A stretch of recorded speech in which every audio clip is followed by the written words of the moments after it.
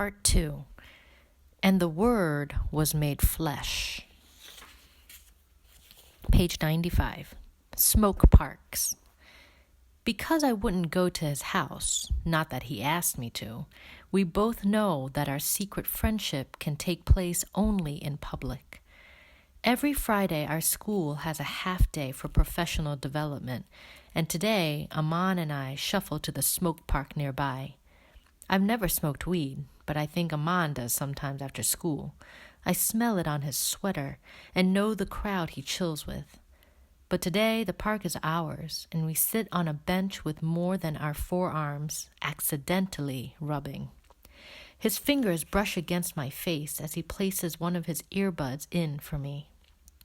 I can smell his cologne, and I want to lean in, but I'm afraid he'll notice I'm sniffing him. For a moment, the only thing I can hear is my own heart loudly pumping in my ears. I close my eyes and let myself find in music what I've always searched for, away, away. After an hour, when the album clicks off and Aman tugs on my hand to pull me up from the bench, I hold on, link my fingers with his just for a moment, and walk to the train feeling truly thankful that this city has so many people to hide me. I decided a long time ago, Twin is the only boy I will ever love. I don't want a converted man whore like my father, so the whole block talks about my family and me. I don't want a pretty boy or a superstar athlete more in love with himself than anyone else. I wouldn't even date a boy like Twin, thinking people are inherently good, always seeing the best in them. But I have to love Twin, not just because we're blood, but because he's the best boy I know. He's also the worst twin in the world. Why Twin is a terrible twin. He looks nothing like me. He's small, scrawny, straight up scarecrow skinny. I must have bullied him in mommy's belly because it's clear I stole all the nutrients. He wears glasses because he's afraid of poking an eye out by using contacts. He doesn't even try to look cool or match. He is, in fact, the worst Dominican. Doesn't dance, his eyebrows connect slightly, he rarely gets a shape up, and he'd rather read than watch baseball. And he hates to fight. Didn't even wrestle with me when we were little. I've gotten into too many shove matches trying to make sure Twin walked away with his anime collection. My brother ain't no stereotype, that's for sure. Why Twin is a terrible twin, for real. Twin is a genius. Full sentences at 8 months old. Straight A's since pre-K. Science experiments and scholarships to space camps since 5th. This also means we haven't been in the same grade since we were really little. And then he got into a specialized high school, so his book smarts meant I couldn't even copy his homework. He is an award-winning bound book where I am loose and blank pages. And since he came first, it's his fault, and I'm sticking to that. Why Twin is a terrible twin. Last and most important reason. He has no twin intuition. He doesn't get sympathy pains. He doesn't ever randomly know that I had a bad day or that I need help. In fact, he rarely lifts his eyes from the page of a Japanese comic or the computer screen long enough to know that I'm here at all. But why Twin is still the only boy I'll ever love. Because although speaking to him is like talking to a scatterbrained saint, every now and then he'll say in barely a mumble something that shocks the shit out of me. Today, he looks up from his textbook and blinks. Xiomara, you look different. Like something inside of you has shifted. I stop breathing for a moment. Is my body marked by my afternoon with Aman? Will mommy see him on me? I look at Twin, the puzzled smile on his face. I want to tell him he looks different too. Maybe the whole world looks different just because I brushed thighs with a boy. But before I get the words out, Twin opens his big-ass mouth. Or maybe it's just your menstrual cycle. It always makes you look a little bloated. I toss a pillow at his head and laugh. Only you, twin. Only you. Sunday, September 23rd. Communication. Aman and I exchange numbers to talk about lab work, but when I leave Mass, I'm surprised to see he'd messaged me. A. So what did you think of the Kendrick? And because Mommy is angry whispering at me for sitting out the sacrament again, I'll do another bit of Mass all week if I have to. I cage my squeal behind my teeth. I type a quick response. X. It was cool. We should listen to something else next time. And his response is almost immediate.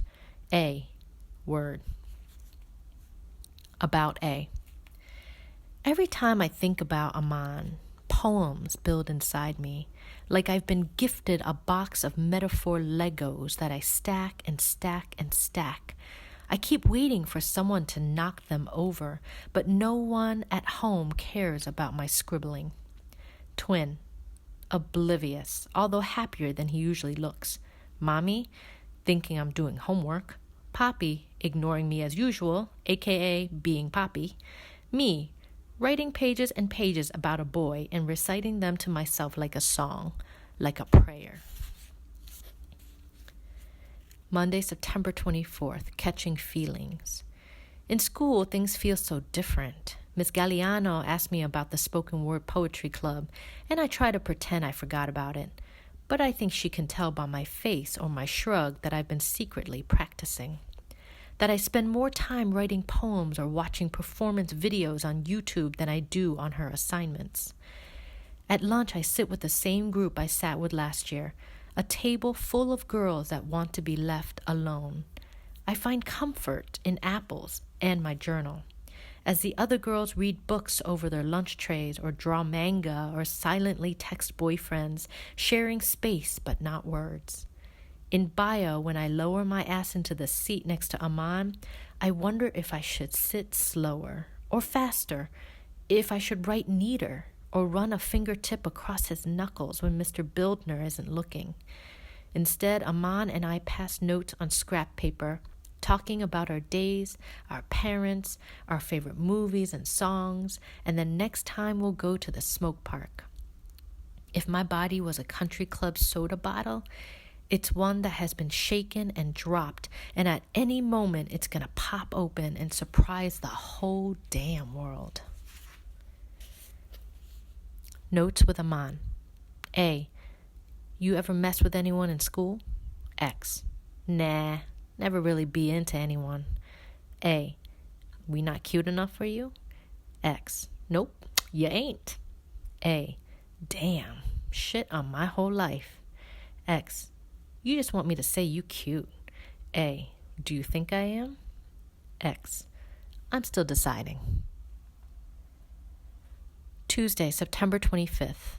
What I didn't say to Caridad in confirmation class.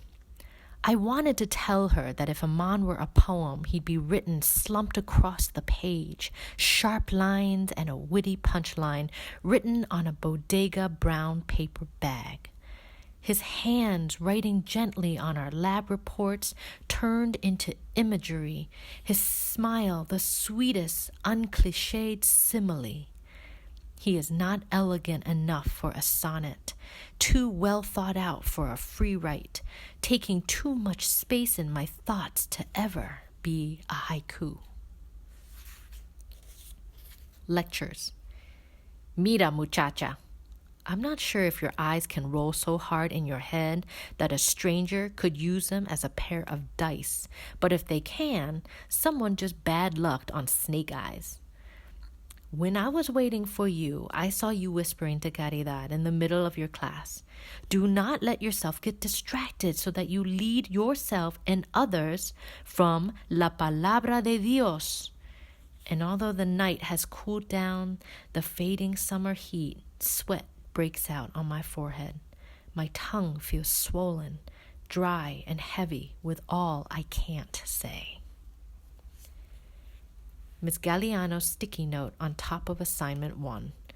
Xiomara, although you say you're only dressing your thoughts in poems, I found several of your assignments quite poetic. I wonder why you don't consider yourself a poet. I love that your brother gave you a notebook you still use.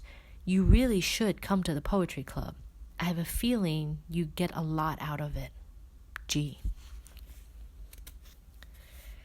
Sometimes someone says something, and their words are like the catch of a gas stove, the click, click while you're waiting for it to light up and then flame big and blue. That's what happens when I read Miss Galiano's note. A bright light lit up inside me. But now I crumple up the note and assignment and throw them out in the cafeteria trash can. Because every day the idea of poetry club is like Eve's apple, something you can want but can't have. Friday, September 28th, listening. Today, when Aman and I sit on the bench, I wait for him to pass me his headphones, but he plays with my fingers instead. No music today, X. Instead, I want to hear you. Read me something. And I instantly freeze, because I never read my work, but Aman just sits patiently. And with my heart thumping, I pull my notebook out. You better not laugh. But he just leans back and closes his eyes, and so I read to him, quietly, a poem about Poppy. My heart pumps hard in my chest, and the page trembles when I turn it, and I rush through all the words. And when I'm done, I can't look at Aman. I feel as naked as if I'd undressed before him, but he just keeps fiddling with my fingers.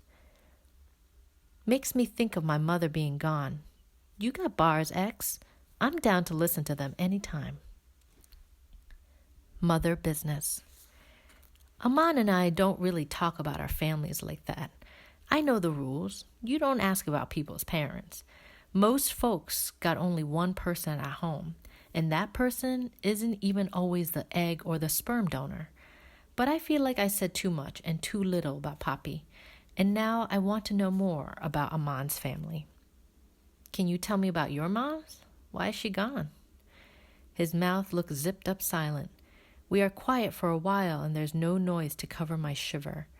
Even lost in his thoughts, Aman notices, tucks my hand clasped with his inside his jacket pocket.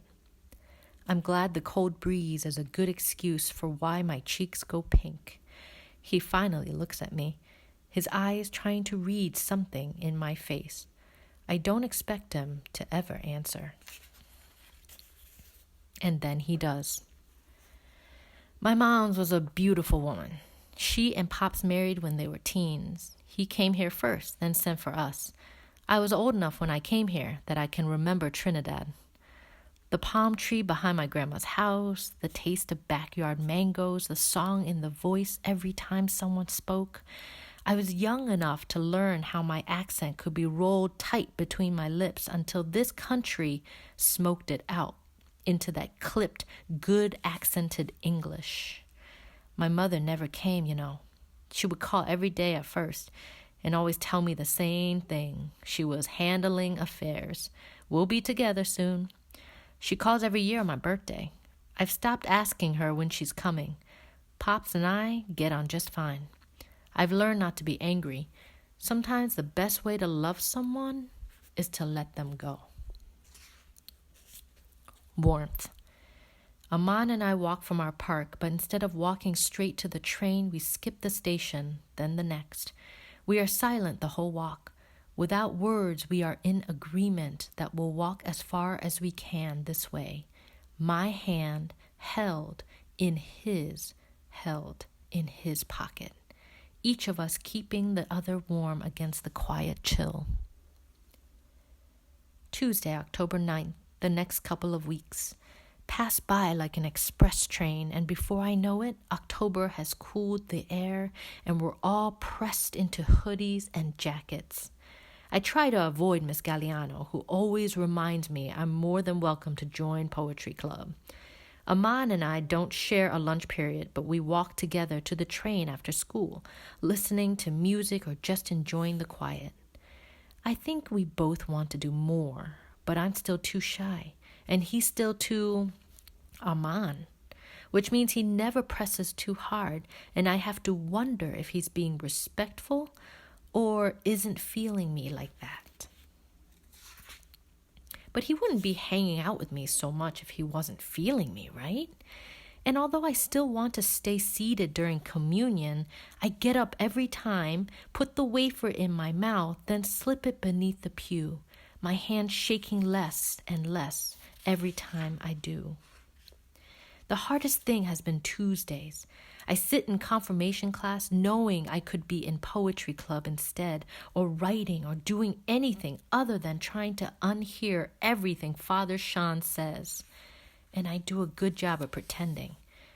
At least until the day I open my usually silent mouth and decide to ask Father Sean about Eve. Eve, Father Sean explains, could have made a better choice. Her story is a parable to teach us how to deal with temptation. Resist the apple. And for some reason, either because of what I'm learning in school and in real life, I think it all just seems like bullshit. So I say so out loud to Father Sean. Next to me, Caridad goes completely still. I think the story of Genesis is mad stupid. God made the earth in 7 days, including humans, right? But in biology, we learned dinosaurs existed on Earth for millions of years before other species, unless the 7 days is a metaphor. But what about humans evolving from apes? Unless Adam's creation was a metaphor too? And about this apple, how come God didn't explain why they couldn't eat it? He gave Eve curiosity, but didn't expect her to use it? Unless the apple is a metaphor. Is the whole Bible a poem? What's not a metaphor? Did any of it actually happen? I catch my breath, look around the room. Caridad is bright red.